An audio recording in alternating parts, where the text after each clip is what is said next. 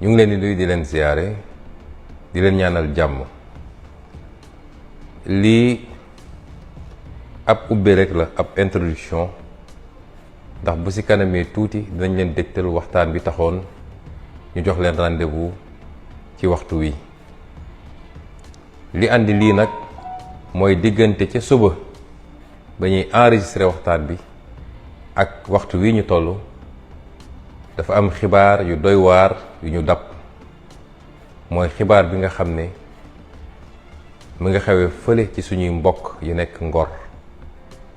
ñu ne nag dinañu ubbee waxtaan bi ci loolu gannaaw bu ñu gërëmee sant suñuy nattaango leaderu Yewwi Askan Wi nga xam ne tey def nañu waxtaan wu am solo, waxtaan ak sénégalais yi te jëmale ko ci suñu jëmm daal di feddale kóllëre ak xaritoo, waaye surtout feddale diggante gi nga xam ne moo dox ci man ak ñoom ci li nga xam ne gëm-gëm la, pas-pas la ak bëgg réew mi la.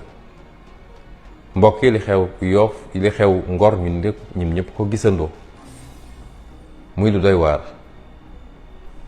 ab nguur boo xam ne day xëccoog askanam suuf soo xam ne matul sax hectare, gën saa bëri ne nañ 6000 mètres carrés la, mu koy xëccoog askanam ba mu jar violence bii nga xam ne ñun ñëpp gis nañ ko. nguur goo xam ne day xëccoog askanam lu tuuti ci suuf gannaaw bi ñu xañee askan woowu suuf su bari soo xam ne seeni maam ak seeni maamaat amoon nañ ko. ba tey soo demee Ngor nit ñaa ngi dund ci xat goo xam ne ndax famille yi màgg na, yaatu na, ñu dagg suuf sépp séddoo ko ak jaay ko. ba tey tuuti leen dese woon ñu amoon mbébét def fa ay projet ñu leen loolu du fa amee. nguur gu ñàkk yërmande ci askanam ba loolu andi lii nga xam ne Sénégal yépp a ngi koy gis, àdduna bi yépp di ko gis, muy dal ci kaw sa population. nguur goo xam ne lenn rek la xam diggante ak population bi mooy ku yëngu naa dal ci kawam, naa ko tënc, naa ko gaañ. loolu yépp na ñu teg ko ci force restera à la loi. fàtte ni nag force restera à la loi mooy doole day dellu si ci yoon. fàtte ni yoon googu nag ñu jox doole, yoon googu mooy yoonu askan wi, du yoonu Macky Sall, du yoonu Antam Diome, du yoonu général Moussa Fall, du yoonu Bokar Yàgg, waaye mooy yoonu askan wi. mbokk yi, ku yërëmul sa askan mënoo ko jëmale kanam. lii nag mooy li ñuy xeex bés bu ne. ñu jàpp ni diggante Ousmane Sonko ak Macky Sall la, waaye nii mu amee tey Ngor amee na noonu fu ne ci réew mi, muy dëkku taax yi muy dëkku kaw gi. bis bu ne ñu dal ci kaw ay population, jaay leen doole, amuñu fuñ ko jooytoo. te li gën a yéeme ci li xew jamono ji mooy bu yi amee télévision yi Sénégal yi sax ñemetuñu ko wone, ndax Macky Sall nee na leen bu leen wone, su may noot sama askan bu ko kenn wone. moo nem de France bee ñu ne démocratie la. bu manifestation yi amee ak ni muy métti yépp, télévision publique ak télévision privée yépp dinañ ko wone ba askan wi xam li xew. tey bu dul woon réseaux sociaux yi ak yenn page Facebook yi, sénégalais yi duñu xam li xew ci réew mi. mën nañ fa tëj nit ñi, gazer leen, rey leen te kenn du ko yëg. lii mooy li ñuy xeex bés bu nekk. waaye nag ñu war cee jàngat lu bari. waa Ngor dañu wuyu seen tur, mooy nit ñu am ngor lañu. ngor mooy dignité. ku am dignité di nga jaar ci kawam, waaye doo ko jaay doole, doo ko noot, doo ko takk bu mu jaam.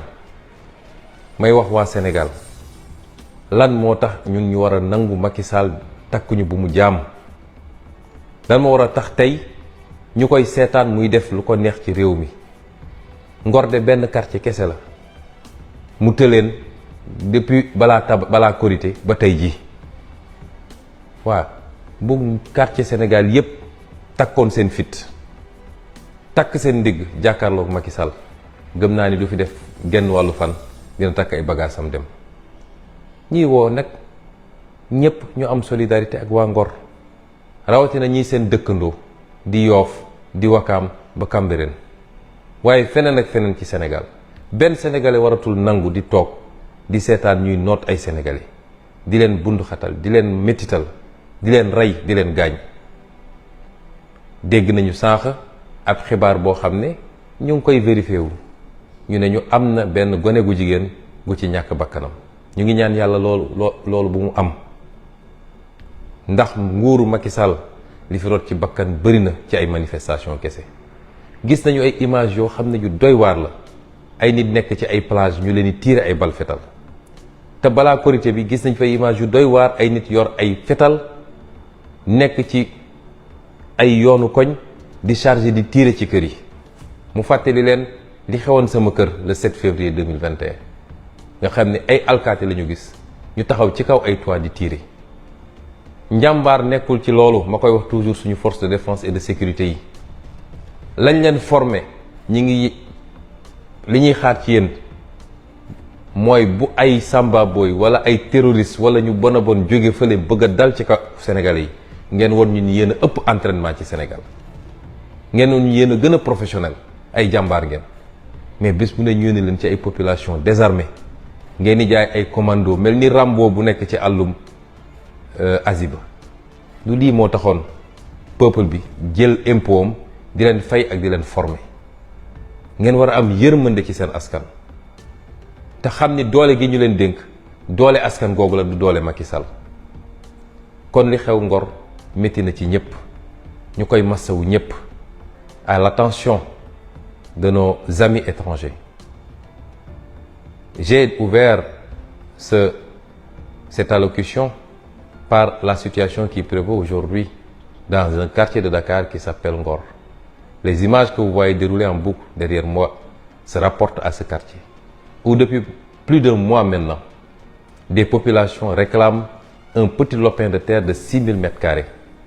Des populations qui ont été spoliées de toutes leurs terres ancestrales, qui ont été soumises à la course foncière qui prévaut à Dakar, où des lotissements ont été faits, partagés tout le temps par les mêmes, des politiciens, des hauts fonctionnaires, pour être revendus à prix fort.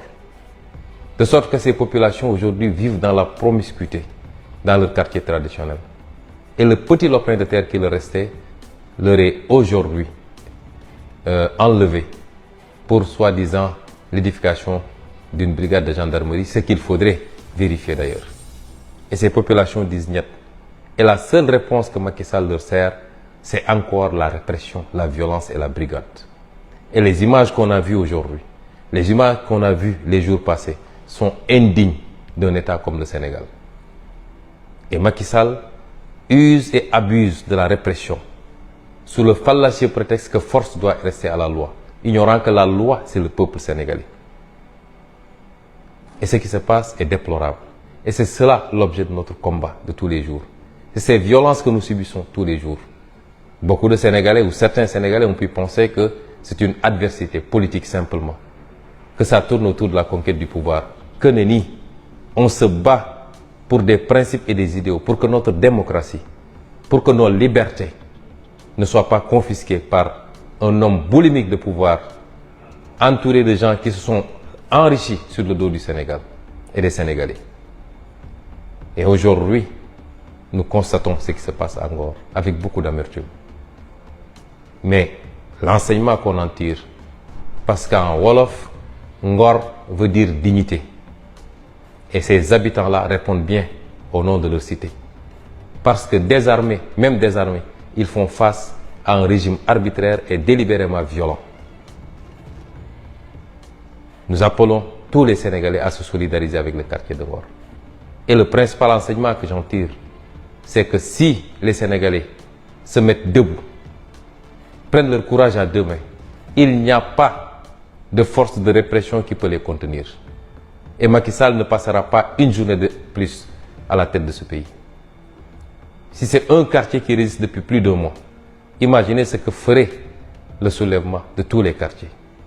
pour résister à l'oppression. Et c'est pourquoi j'appelle tous les Sénégalais, et particulièrement les quartiers limitrophes de Yoff, de Ouakam, de Cambérène, tous les quartiers limitrophes, à se solidariser avec nos frères de Yoff. Nous avons été informés qu'il y aurait eu déjà un mort, précisément une jeune fille. Nous sommes en train de vérifier l'information et nous souhaiterons qu'il n'en soit pas ainsi. Et ce serait déplorable parce qu'il y a eu trop de vies humaines perdues sous le régime de Macky Sall, abattues lâchement par des forces de défense et de sécurité pendant des manifestations. Des dizaines aujourd'hui. Et Macky Sall ne compte pas s'arrêter à si bon chemin. Il faut arrêter ce massacre qui ne dit pas son nom. Et c'est pourquoi je lance un appel à tous les Sénégalais et à toute la communauté internationale à s'intéresser de très près à ce qui se passe au Sénégal. mbokk yi lii la ñu bëggoon a ubbee parce que lu ñu dab la balaa ñuy commencer yéeguñu ko woon ba ñuy door enregistrement bi sànq ci suba. ñu ngi leen di jox rendez-vous dans quelques minutes le temps que techniciens yi positionné élément bi ngeen mën a déglu li nga xam ne mooy waxtaan bi ñu seq ak yéen tey asalaamualeykum wa rahmatulah wa barakaatu.